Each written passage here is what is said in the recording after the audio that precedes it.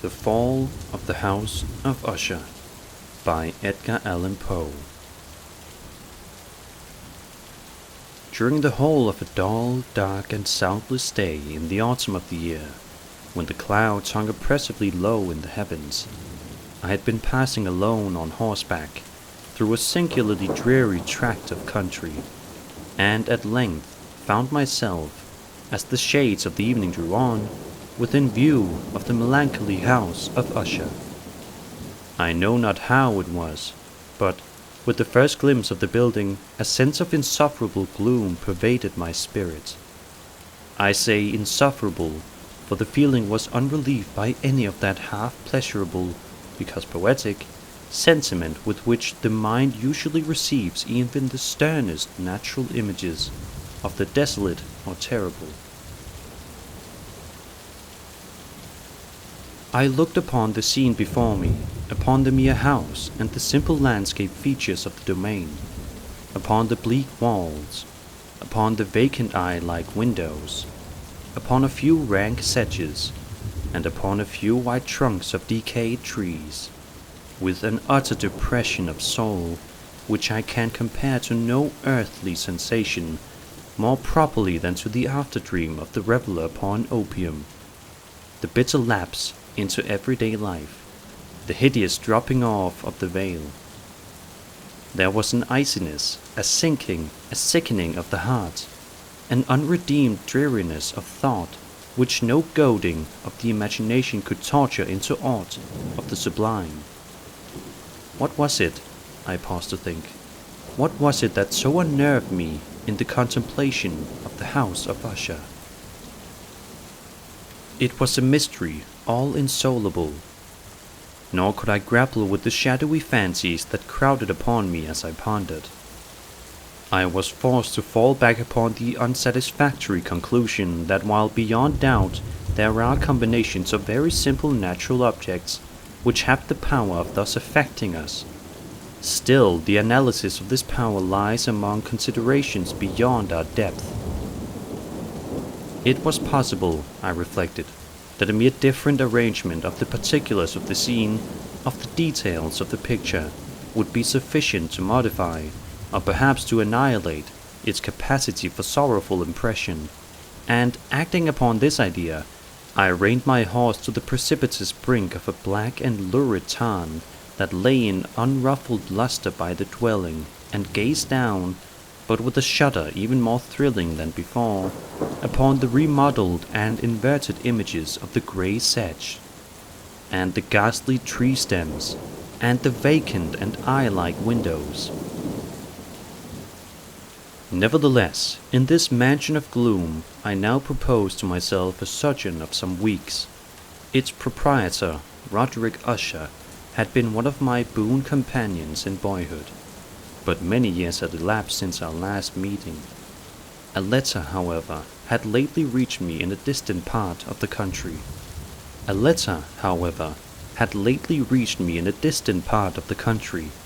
A letter from him which in its wildly importunate nature had admitted of no other than a personal reply. The MS gave evidence of nervous agitation. The writer spoke of acute bodily illness, of a mental disorder which oppressed him, and of an earnest desire to see me, as his best and indeed his only personal friend, with a view of attempting, by the cheerfulness of my society, some alleviation of his malady. It was the manner in which all this and much more was said, it was the apparent heart that went with his request, which allowed me no room for hesitation, and I accordingly obeyed forthwith what I still considered a very singular summons. Although as boys we had been even intimate associates, yet I really knew little of my friend. His reserve had been always excessive and habitual. I was aware, however, that his very ancient family had been noted, time out of mind, for a peculiar sensibility of temperament, displaying itself through long ages in many works of exalted art, and manifested of late in repeated deeds of munificent yet unobtrusive charity, as well as in a passionate devotion to the intricacies, perhaps even more than to the orthodox and easily recognizable beauties of musical science. I had learned too the very remarkable fact that the stem of the Usher race, all-time honored as it was, had put forth at no period any enduring branch. In other words, that the entire family lay in the direct line of descent, and had always, with very trifling and very temporary variation, so lain. It was this deficiency I considered, while running over in thought the perfect keeping of the character of the premises with the accredited character of the people, and while speculating upon the possible influence which the one, in the long lapse of centuries, might have exercised upon the other. It was this deficiency, perhaps, of collateral issue, and the consequent undeviating transmission, from sire to son, of the patrimony with the name which had at length so identified the two as to merge the original title of the estate in the quaint and equivocal appellation of the House of Usher, an appellation which seemed to include, in the minds of the peasantry who used it, both the family and the family mansion. I have said that the sole effect of my somewhat childish experiment, that of looking down within the tarn, had been to deepen the first singular impression. There can be no doubt that the consciousness of the rapid increase of my superstition, for why should I not so term it, served mainly to accelerate the increase itself. Such, I have long known, is the paradoxical law of all sentiments having terror as a basis. And it might have been for this reason only that, when I again uplifted my eyes to the house itself from its image in the pool, there grew in my mind a strange fancy. A fancy so ridiculous indeed that I but mention it to show the vivid force of the sensation which oppressed me. I had so worked upon my imagination as really to believe that about the whole mansion and domain there hung an atmosphere peculiar to themselves and their immediate vicinity, an atmosphere which had no affinity with the air of heaven, but which had reeked up from the decayed trees, and the grey wall, and the silent tarn, a pestilent and mystic vapour, dull, sluggish, faintly discernible, and leaden-hued. Shaking off from my spirit what must have been a dream, I scanned more narrowly the real aspect of the building. Its principal feature seemed to be that of an excessive antiquity. The discoloration of ages had been great. Minute fungi overspread the whole exterior, hanging in a fine tangled webwork from the eaves. Yet all this was apart from any extraordinary dilapidation.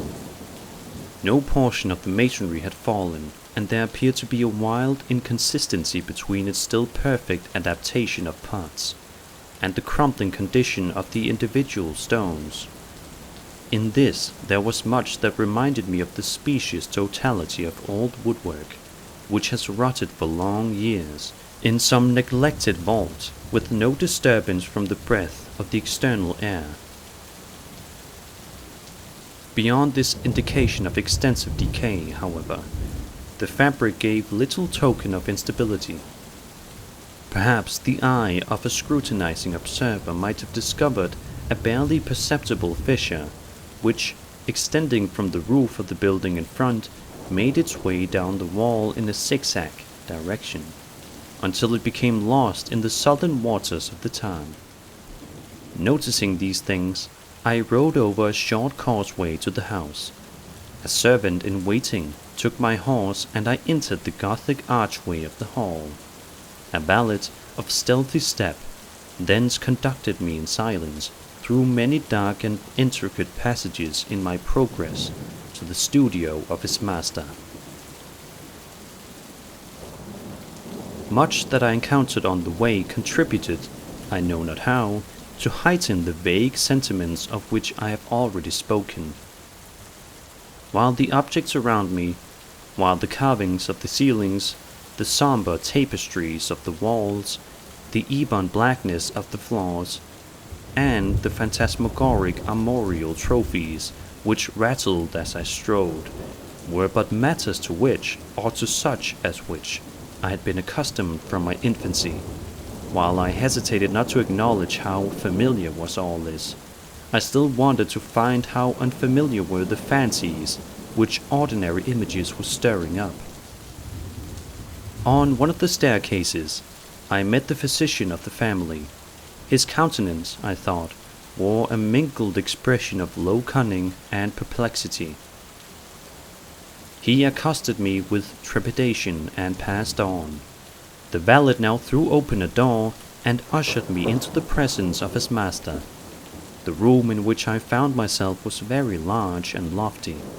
The windows were long, narrow, and pointed, and at so vast a distance from the black oaken floor as to be altogether inaccessible from within. Feeble gleams of encrimsoned light made their way through the trellised panes, and served to render sufficiently distinct the more prominent objects around. The eye, however, struggled in vain to reach the remoter angles of the chamber, or the recesses of the vaulted and fretted ceiling. Dark draperies hung upon the walls. The general furniture was profuse, comfortless, antique, and tattered. Many books and musical instruments lay scattered about, but failed to give any vitality to the scene. I felt that I breathed an atmosphere of sorrow. An air of stern, deep, and irredeemable gloom hung over and pervaded all. Upon my entrance, Usher arose from a sofa, on which he had been lying at full length, and greeted me with a vivacious warmth, which had much in it, I at first thought, of an overdone cordiality, of the constrained effort of the ennuyé man of the world. A glance, however, at his countenance convinced me of his perfect sincerity. We sat down, and for some moments, while he spoke not, I gazed upon him with a feeling half of pity, half of awe. Surely, man had never before so terribly altered, in so brief a period, as had Roderick Usher. It was with difficulty that I could bring myself to admit the identity of the man being before me with the companion of my early boyhood. Yet the character of his face had been at all times remarkable. A cadaverousness of complexion, an eye large, liquid, and luminous beyond comparison, lips somewhat thin and very pallid, but of a surpassingly beautiful curve, a nose of a delicate Hebrew model, but with a breadth of nostril unusual in similar formations, a finely molded chin, speaking in its want of prominence, of a want of moral energy, hair of a more than web-like softness and tenuity. These features, with an inordinate expansion above the regions of the temple, made up altogether a countenance not easily to be forgotten. And now, in the mere exaggeration of the prevailing character of these features, and of the expression they were wont to convey, lay so much of change that I doubted to whom I spoke. The now ghastly pallor of the skin, and the now miraculous lustre of the eye, above all things startled and even awed me. The silken hair, too, had been suffered to grow all unheeded, and as in its wild, gossamer texture, it floated rather than fell about the face, I could not even with effort connect its arabesque expression with any idea of simple humanity. In the manner of my friend, I was at once struck with an incoherence and inconsistency, and I soon found this to arise from a series of feeble and futile struggles to overcome a habitual trepidancy, an excessive nervous agitation. For something of this nature I had indeed been prepared, no less by his letter than by reminiscences of certain boyish traits, and by conclusions deduced from his peculiar physical conformation and temperament. His action was alternately vivacious and sullen. His voice varied rapidly from a tremulous indecision, when the animal spirit seemed utterly in abeyance, to that species of energetic concision that abrupt, weighty, unhurried, and hollow-sounding enunciation, that leaden, self-balanced and perfectly modulated guttural utterance which may be observed in the lost drunkard or the irreclaimable eater of opium during the periods of his most intense excitement. It was thus that he spoke of the object of my visit, of his earnest desire to see me, and of the solace he expected me to afford him. He entered at some length into what he conceived to be the nature of his malady. It was, he said, a constitutional and a family evil, and one for which he despaired to find a remedy, a mere nervous affection, he immediately added, which would undoubtedly soon pass off. It displayed itself in a host of unnatural sensations. Some of these, as he detailed them, interested and bewildered me, although perhaps the terms and the general manner of their narration had their weight. He suffered much from a morbid acuteness of the senses. The most insipid food was alone endurable. He could wear only garments of certain texture. The odors of all flowers were oppressive. His eyes were tortured by even a faint light, and there were but peculiar sounds, and these from stringed instruments, which did not inspire him with horror. To an anomalous species of terror, I found him a bounden slave. "I shall perish," said he. "I must perish in this deplorable folly. Thus, and not otherwise, shall I be lost. I dread the events of the future, not in themselves, but in their results. I shudder at the thought of any, even the most trivial, incident which may operate upon this intolerable agitation of soul. I have indeed no abhorrence of danger, except in its absolute effect in terror. In this unnerved, in this pitiable condition, I feel that the period will sooner or later arrive when I must abandon life and reason together, in some struggle with the grim phantasm, fear." I learned, moreover, at intervals and through broken and equivocal hints, another singular feature of his mental condition. He was enchained by certain superstitious impressions in regard to the dwelling which he had tenanted, and whence, for many years, he had never ventured forth, in regard to an influence whose superstitious force was conveyed in terms too shadowy here to be restated. An influence which some peculiarities in the mere form and substance of his family mansion had, by dint of long sufferance, he said, obtained over his spirit, an effect which the physique of the grey walls and turrets, and of the dim tarn in which they all looked down, had at length brought about upon the morale of his existence.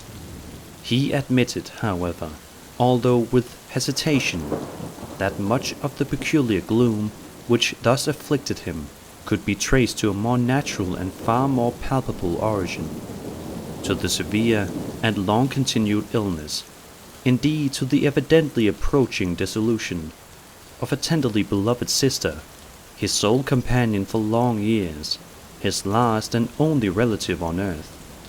Her decease, he said, with a bitterness which I can never forget, would leave him the hopeless and the frail, the last of the ancient race of the Ushers.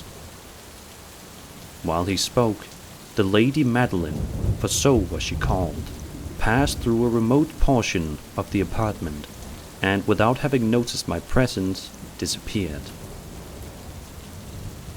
I regarded her with an utter astonishment, not unmingled with dread, and yet I found it impossible to account for such feelings. A sensation of stupor oppressed me as my eyes followed her retreating steps. When a door at length closed upon her, my glance sought instinctively and eagerly the countenance of the brother, but he had buried his face in his hands, and I could only perceive that a far more than ordinary wanness had overspread the emaciated fingers, through which trickled many passionate tears. The decease of the Lady Madeline had long baffled the skill of her physicians. A settled apathy, a gradual wasting away of the person, and frequent although transient affections of a partially cataleptical character were the unusual diagnosis. Hitherto she had steadily borne up against the pressure of her malady, and had not betaken herself finally to bed. But on the closing in of the evening of my arrival at the house, she succumbed, as her brother told me at night with inexpressible agitation, to the prostrating power of the destroyer, and I learned that the glimpse I had obtained of her person would thus probably be the last I should obtain, that the lady, at least while living, would be seen by me no more. For several days ensuing, her name was unmentioned by either Usher or myself, and during this period I was busied in earnest endeavors to alleviate the melancholy of my friend. We painted and read together, or I listened, as if in a dream, to the wild improvisations of his speaking guitar, and thus, as a closer and still closer intimacy admitted me more unreservedly into the recesses of his spirit, the more bitterly did I perceive the futility of all attempt at cheering a mind from which darkness, as if an inherent positive quality, poured forth upon all objects of the moral and physical universe in one unceasing radiation of gloom. I shall ever bear about me a memory of the many solemn hours I had thus spent alone with the master of the house of Usher, yet I should fail in any attempt to convey an idea of the exact character of the studies, or of the occupations in which he involved me or led me the way. An excited and highly distempered ideality threw a sulphurous luster over all. His long improvised dirges will ring forever in my ears. Among other things, I hold painfully in mind a certain singular perversion and amplification of the wild air of the last waltz of von Weber. Among other things, I hold painfully in mind a certain singular perversion and amplification of the wild air of the last waltz of von Weber. From the paintings over which his elaborate fancy brooded, and which grew, touch by touch, into vagueness at which I shuddered the more thrillingly, because I shuddered knowing not why, from these paintings, vivid as their images now are before me, I would in vain endeavor to reduce more than a small portion which should lie within the compass of merely written words. By the utter simplicity, by the nakedness of his designs, he arrested and overawed attention. If ever mortal painted an idea, that mortal was Roderick Usher. For me at least, in the circumstances then surrounding me, there arose, out of the pure abstractions which the hypochondriac contrived to throw upon his canvas, an intensity of intolerable awe, no shadow of which felt I ever yet in the contemplation of the certainly glowing, yet too concrete, reveries of Fuseli. One of the phantasmagory conception of my friend, partaking not so rigidly of the spirit of abstraction, may be shadowed forth, although feebly, in words.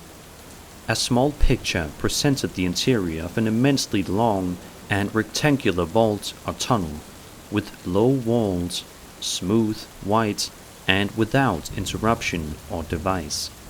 Certain accessory points of the design served well to convey the idea that this excavation lay at an exceeding depth, below the surface of the earth. No outlet was observed in any portion of its vast extent, and no torch or other artificial source of light was discernible, yet a flood of intense rays rolled throughout, and bathed the whole in a ghastly and inappropriate splendor. I have just spoken of that morbid condition of the auditory nerve which rendered all music intolerable to the sufferer, with the exception of certain effects of stringed instruments. It was perhaps the narrow limits to which he thus confined himself upon the guitar which gave birth, in great measure, to the fantastic character of his performances. But the fervid facility of his impromptus could not be so accounted for. They must have been, and were, in the notes, as well as in the words of his wild fantasias, for he not unfrequently accompanied himself with rhymed verbal improvisations, the result of that intense mental collectedness and concentration to which I have previously alluded, as observable only in particular moments of the highest artificial excitement. The words of one of these rhapsodies I have easily remembered. I was perhaps the more forcibly impressed with it as he gave it, because in the under or mystic current of its meaning, I fancied that I perceived, and for the first time, a full consciousness on the part of Usher of the tottering of his lofty reason upon her throne. The verses, which were entitled The Haunted Palace, ran very nearly, if not accurately, thus. 1. In the greenest of our valleys, by good angels tenanted, once a fair and stately palace, radiant palace, reared its head. In the monarch thought's dominion it stood there. Never seraph spread a pinion over fabric half so fair. 2. Banners yellow, glorious golden, on its roof did float and flow. All this was in the olden time long ago. And every gentle air that dallied in that sweet day along the ramparts, plumed and pallid, a winged odor went away. 3. Wanderers in that happy valley, through 2 luminous windows, saw spirits moving musically to a lute's well-tuned law. Round about the throne were sitting Porphyrogene, in state his glory well befitting, the rule of the realm was seen. 4. And all with pearl and ruby glowing was the fair palace door, through which came flowing,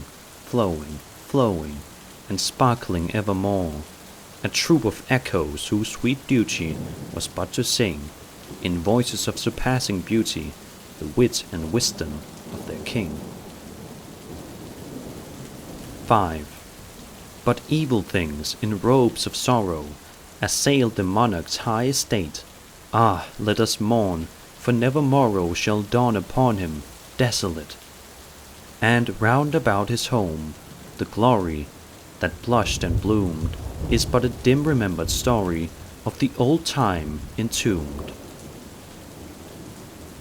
6. And travelers now within that valley, through the red-litten window see vast forms that move fantastically to a discordant melody, while, like a rapid ghastly river, through the pale dawn, a hideous throng rush out forever, and laugh, but smile no more. I well remember that suggestions arising from this ballad led us into a train of thought wherein there became manifest an opinion of Usher's, which I mention not so much on account of its novelty, for other men have thought thus, as on account of the pertinacity with which he maintained it.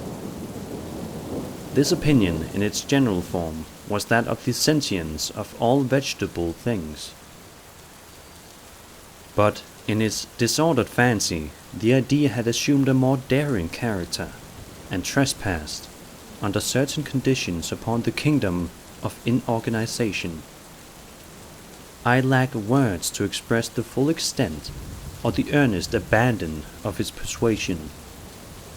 The belief, however, was connected, as I have previously hinted, with the grey stones of the home of his forefathers. The conditions of the sentience had been here, he imagined, fulfilled in the method of collocation of these stones, in the order of their arrangement as well as in that of the many fungi which overspread them, and of the decayed trees which stood around, above all in the long undisturbed endurance of this arrangement, and in its reduplication in the still waters of the Tarn. Its evidence, the evidence of the sentience, was to be seen, he said, and I here started as he spoke, in the gradual yet certain condensation of an atmosphere of their own about the waters and the walls. The result was discoverable, he added, in that silent yet importunate and terrible influence which for centuries had molded the destinies of his family, and which made him what I now saw him, what he was. Such opinions need no comment, and I will make none. Our books, the books which for years had formed no small portion of the mental existence of the invalid, were, as might be supposed, in strict keeping with this character of phantasm. We pored together over such works as the Revert et Chartreux of Grisset, the Belphegor of Machiavelli, the Heaven and Hell of Swedenborg, the Subterranean Voyage of Nicholas Klim by Holberg, the Chiromancy of Robert Fludd, of Jean d'Archin, and of de la Chambre, the Journey into the Blue Distance of Tieck, and the City of the Sun of Campanella. One favorite volume was a small octavo edition of the Directorium Inquisitorium by the Dominican Aymeric de Giron, and there were passages in Pomponius Mela about the old African satyrs and equipans, over which Usher would sit dreaming for hours. His chief delight, however, was found in the perusal of an exceedingly rare and curious book in quarto Gothic, the Manual of a Forgotten Church, the Vigilae Mortuorum Secundum Chorum Ecclesiae Macuntinei. I could not help thinking of the wild ritual of this work, and of its probable influence upon the hypochondriac when, one evening, having informed me abruptly that the lady, Madeline, was no more, he stated his intention of preserving her corpse for a fortnight, previously to its final interment, in one of the numerous vaults within the main walls of the building. The worldly reason, however, assigned for this singular proceeding was one which I did not feel at liberty to dispute. The brother had been led to his resolution, so he told me, by consideration of the unusual character of the malady of the deceased, of certain obtrusive and eager inquiries on the part of her medical men, and of the remote and exposed situation of the burial ground of the family. I will not deny that when I called to mind the sinister countenance of the person whom I met upon the staircase, on the day of my arrival at the house, I had no desire to oppose what I regarded as at best but a harmless and by no means an unnatural precaution. At the request of Usher, I personally aided him in the arrangements for the temporary entombment. The body having been encoffined, we two alone bore it to its rest. The vault in which we placed it, and which had been so long unopened that our torches, half smothered in its oppressive atmosphere, gave us little opportunity for investigation, was small, damp, and entirely without means of admission for light, lying at great depth immediately beneath that portion of the building in which was my own sleeping apartment. It had been used apparently in remote feudal times for the worst purposes of a donjon keep, and in later days as a place of deposit for powder, or some other highly combustible substance, as a portion of its floor and the whole interior of a long archway through which we reached it were carefully sheathed with copper. The door of massive iron had been also similarly protected. Its immense weight caused an unusually sharp, grating sound as it moved upon its hinges. Having deposited our mournful burden upon trestles within this region of horror, we partially turned aside the yet unscrewed lid of the coffin, and looked upon the face of the tenant.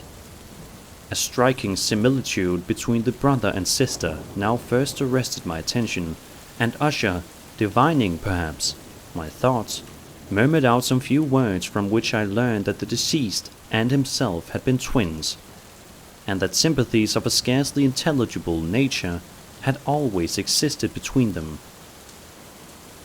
Our glances, however, rested not long upon the dead, for we could not regard her unawed. The disease which had thus entombed the lady in the maturity of youth had left, as usual in all maladies, of a strictly cataleptical character, the mockery of a faint blush upon the bosom and the face, and that suspiciously lingering smile upon the lip, which is so terrible in death. We replaced and screwed down the lid, and, having secured the door of iron, made our way with toil into the scarcely less gloomy apartments of the upper portion of the house. And now, some days of bitter grief having elapsed, an observable change came over the features of the mental disorder of my friend. His ordinary manner had vanished. His ordinary occupations were neglected or forgotten. He roamed from chamber to chamber with hurried, unequal, and objectless step. The pallor of his countenance had assumed, if possible, a more ghastly hue, but the luminousness of his eye had utterly gone out. The once occasional huskiness of his tone was heard no more, and a tremulous quaver, as if of extreme terror, habitually characterized his utterance. There were times, indeed, when I thought his unceasingly agitated mind was laboring with some oppressive secret, to divulge which he struggled for the necessary courage. At times, again, I was obliged to resolve all into the mere inexplicable vagaries of madness, for I beheld him gazing upon vacancy for long hours, in an attitude of the profoundest attention, as if listening to some imaginary sound. It was no wonder that his condition terrified, that it infected me. I felt creeping upon me, by slow yet certain degrees, the wild influences of his own fantastic yet impressive superstitions. It was especially upon retiring to bed late in the night of the 7th or 8th day after the placing of the Lady Madeline within the donjon that I experienced the full power of such feelings. Sleep came not near my couch, while the hours waned and waned away. I struggled to reason off the nervousness which had dominion over me. I endeavored to believe that much, if not all of what I felt, was due to the bewildering influence of the gloomy furniture of the room, of the dark and tattered draperies, which, tortured into motion by the breath of a rising tempest, swayed fitfully to and fro upon the walls, and rustled uneasily about the decorations of the bed. But my efforts were fruitless. An irrepressible tremor gradually pervaded my frame, and, at length, there sat upon my very heart an incubus of utterly causeless alarm. Shaking this off with a gasp and a struggle, I uplifted myself upon the pillows, and, peering earnestly within the intense darkness of the chamber, hearkened, I know not why, except that an instinctive spirit prompted me, to certain low and indefinite sounds which came through the pauses of the storm at long intervals I knew not whence. Overpowered by an intense sentiment of horror, unaccountable yet unendurable, I threw on my clothes with haste, for I felt that I should sleep no more during the night, and endeavored to arouse myself from the pitiable condition into which I had fallen, by pacing rapidly to and fro through the apartment. I had taken but few turns in this manner when a light step on an adjoining staircase arrested my attention. I presently recognized it as that of Usher. In an instant afterward he rapped with a gentle touch at my door, and entered bearing a lamp. His countenance was, as usually, cadaverously wan, but moreover there was a species of mad hilarity in his eyes, and evidently restrained hysteria in his whole demeanor. His air appalled me, but anything was preferable to the solitude which I had so long endured, and I even welcomed his presence as a relief. "And you have not seen it," he said abruptly, after having stared about him for some moments in silence. "You have not then seen it, but stay, you shall." Thus speaking, and having carefully shaded his lamp, he hurried to one of the casements, and threw it freely open to the storm. The impetuous fury of the entering gust nearly lifted us from our feet. It was, indeed, a tempestuous yet sternly beautiful night, and one wildly singular in its terror and its beauty. A whirlwind had apparently collected its force in our vicinity, for there were frequent and violent alterations in the direction of the wind, and the exceeding density of the clouds, which hung so low as to press upon the turrets of the house, did not prevent our perceiving the lifelike velocity with which they flew careering from all points against each other, without passing away into the distance. I say that even their exceeding density did not prevent our perceiving this, yet we had no glimpse of the moon or stars, nor was there any flashing forth of the lightning. But the undersurfaces of the huge masses of agitated vapor, as well as all terrestrial objects immediately around us, were glowing in the unnatural light of a faintly luminous and distinctly visible gaseous exhalation, which hung about and enshrouded the mansion. "You must not, you shall not behold this," said I, shuddering to Usher as I led him with a gentle violence from the window to a seat. "These appearances which bewilder you are merely electrical phenomena, not uncommon, or it may be that they have their ghastly origin in the rank miasma of the tarn. Let us close this casement. The air is chilling and dangerous to your frame. Here is one of your favorite romances. I will read and you shall listen, and so we will pass away this terrible night together." The antique volume which I had taken up was The Mad Tryst of Sir Launcelot Canning.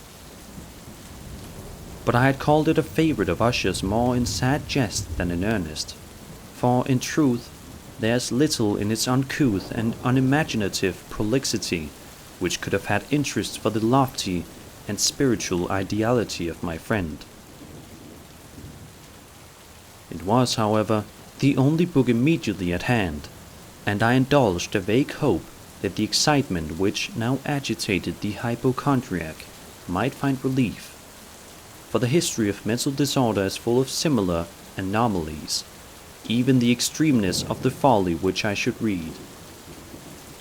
Could I have judged, indeed, by the wild overstrained air of vivacity with which he hearkened, or apparently hearkened, to the words of the tale, I might well have congratulated myself upon the success of my design. I had arrived at that well-known portion of the story where Ethelred, the hero of the tryst, having sought in vain for peaceable admission into the dwelling of the hermit, proceeds to make good an entrance by force.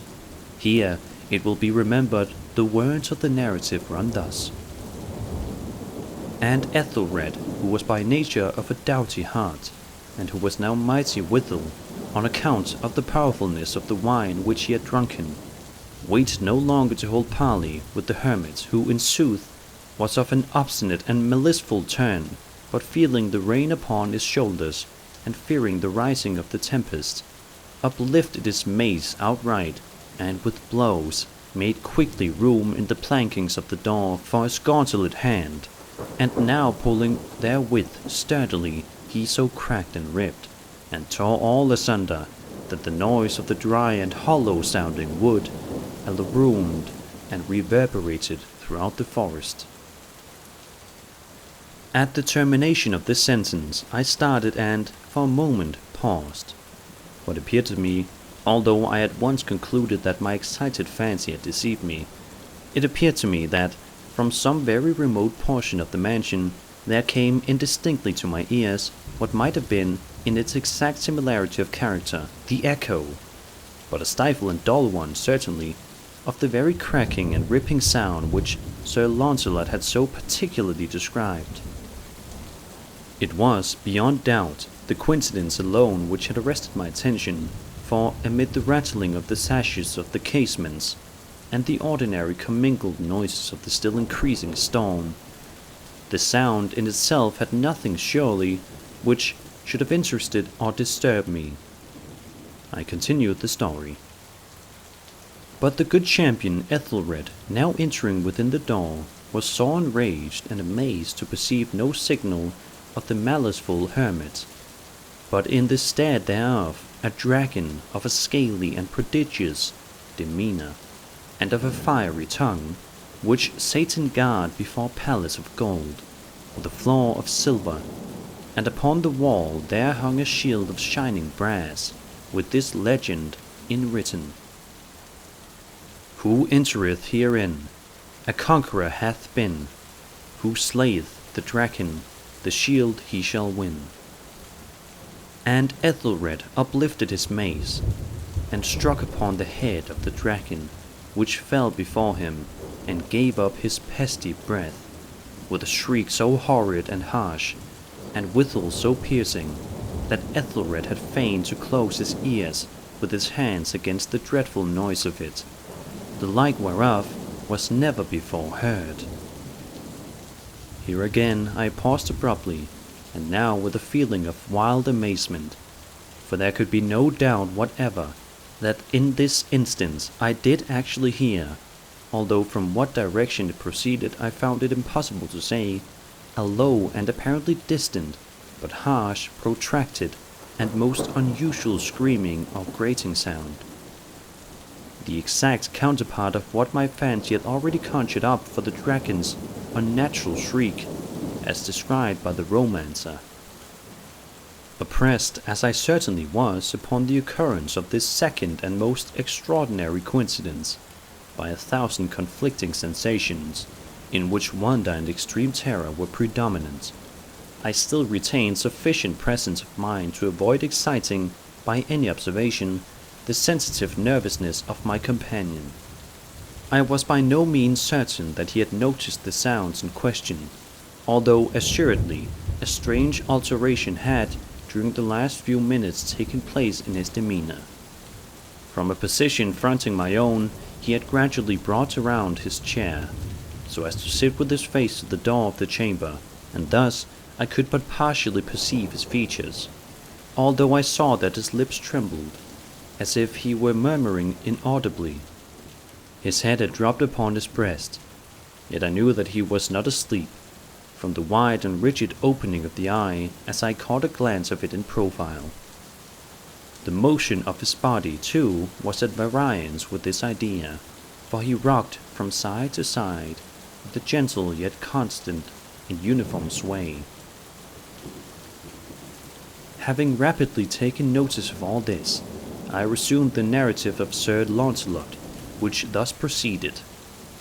And now, the champion, having escaped from the terrible fury of the dragon, bethinking himself of the brazen shield, and of the breaking up of the enchantment which was upon it, removed the carcass from out of the way before him, and approached valorously over the silver pavement of the castle to where the shield was upon the wall, which in sooth tarried not for his full coming, but fell down at his feet upon the silver floor, with a mighty great and terrible ringing sound.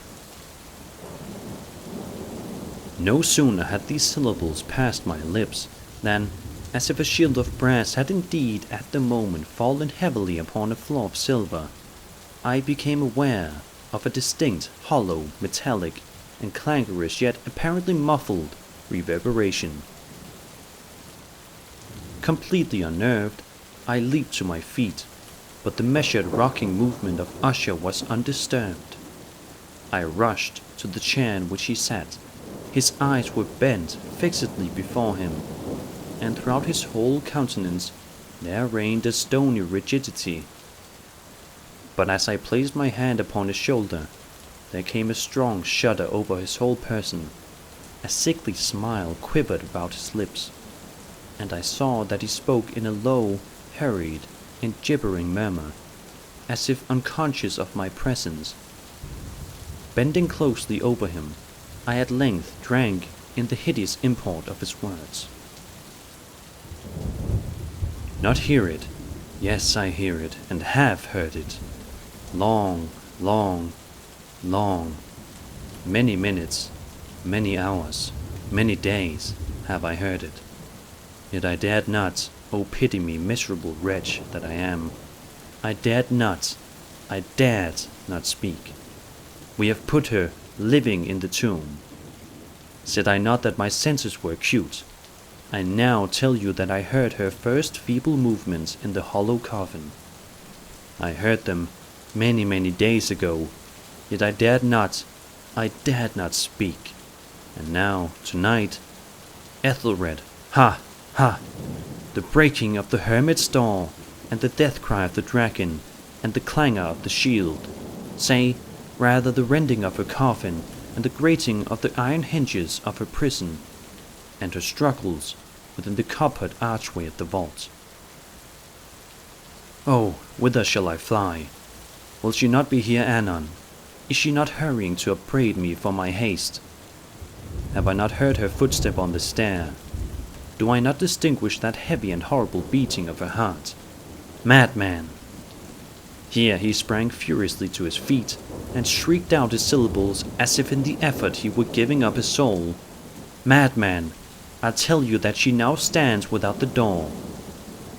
As if in the superhuman energy of his utterance there had been found the potency of a spell, the huge antique panels to which the speaker pointed threw slowly back, upon the instant their ponderous and ebony jaws.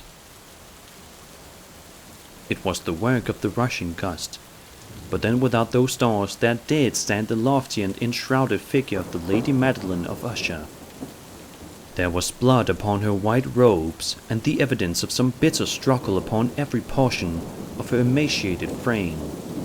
For a moment she remained trembling and reeling to and fro upon the threshold, then, with a low moaning cry, fell heavily inward upon the person of her brother, and in her violent and now final death agonies, bore him to the floor a corpse, and a victim to the terrors he had anticipated. From that chamber and from that mansion I fled aghast. The storm was still abroad in all its wrath, as I found myself crossing the old causeway. Suddenly there shot along the path a wild light, and I turned to see whence a gleam so unusual could have issued, for the vast house and its shadows were lone behind me. The radiance was that of the full, setting and blood-red moon, which now shone vividly through that once barely discernible fissure of which I have before spoken, as extending from the roof of the building in a zigzag direction to the base. While I gazed, this fissure rapidly widened. There came a fierce breath of the whirlwind. The entire orb of the satellite burst at once upon my sight. My brain reeled as I saw the mighty walls rushing asunder. There was a long, tumultuous shouting sound, like the voice of 1,000 waters, and the deep and dank tarn at my feet closed sullenly and silently over the fragments of the house of Usher.